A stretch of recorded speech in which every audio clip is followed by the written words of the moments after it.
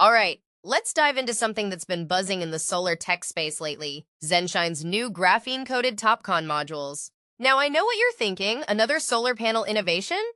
But trust me, this one's worth your attention. What makes this really interesting is how ZNShine is blending cutting-edge materials like graphene with advanced module designs to tackle specific pain points in solar energy. It's not just about higher efficiency, it's about making solar more adaptable, durable, and cost-effective.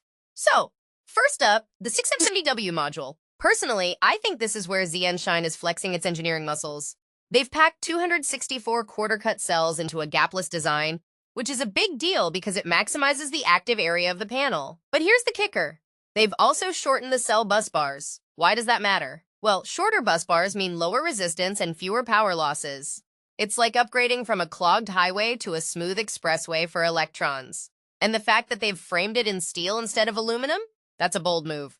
Steel is heavier, but it's also more durable, which is crucial for ground-mounted installations where mechanical stress is a real concern. What this really suggests is that ZNShine is prioritizing long-term reliability over short-term cost savings, a strategy I find fascinating.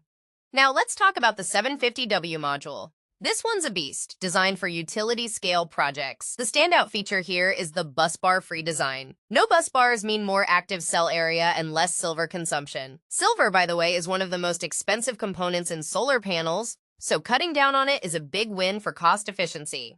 But what many people don't realize is that removing bus bars also reduces shading losses, which can quietly eat away at a panel's performance. ZNShine claims a maximum efficiency of 24.1%, which isn't groundbreaking, but when you factor in the cost savings and scalability, it's a smart play for large projects. Here's where things get really intriguing. The lightweight module for roofs with load-bearing limits. This one's rated at 600W and weighs just 7.74 kg/m², up to 35% lighter than conventional modules. How did they do it? Ultra-thin glass and a customized lightweight frame. If you take a step back and think about it, this opens up solar energy to a whole new range of applications, like older buildings or structures that couldn't support traditional panels. It's not just about pushing efficiency limits, it's about making solar accessible to more people. That's a game changer. But let's not forget the graphene coating. This is where ZNShine is really pushing boundaries. Graphene's hydrophilic properties give the panels a self-cleaning function, which is huge for maintenance, especially in dusty or polluted areas. Plus, it improves light absorption by about 2.3%. That might not sound like much, but in the world of solar, every fraction of a percent counts. And the added mechanical strength? That's a detail I find fascinating. Graphene's stable carbon atoms and crystalline structure make the glass tougher, reducing the risk of microcracks during installation or operation.